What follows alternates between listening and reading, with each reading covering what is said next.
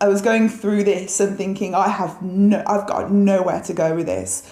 I was trying to do the hot baths, the Epsom salts, everything I could do at home remedially, and I just could not relieve it. Saturday morning, so 3 days after this massage, I wake up in the worst pain I've ever been in, probably in my life, and maybe that's not true, but in this moment it really felt that way. I was in excruciating pain. I was brought to tears, and then my central nervous system kicked in. I passed out from the pain. I developed a fever. I was having hot and cold sweats. My eyesight was going blurry. I was getting ringing in both ears, and I started to get really, really scared that I've done something incredibly severe, and I was scared.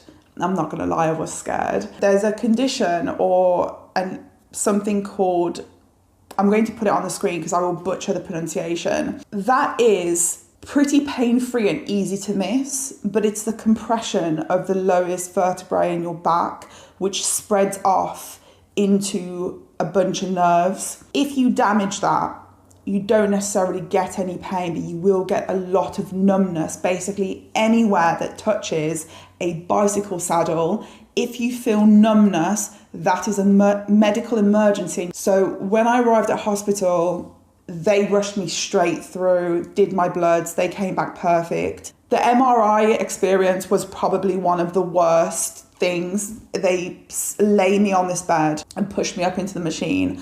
And because of the pain I was feeling, I was sat in a position that was triggering the pain the most. I was laying in that position. I was just crying. And it felt really like I was in a sick, experiment where they put me in a position of stress and I was crying, but then there was this slideshow of really gorgeous photos of pretty scenic landscapes, and they were playing smooth country radio in my ears, and I just thought, this is the worst thing.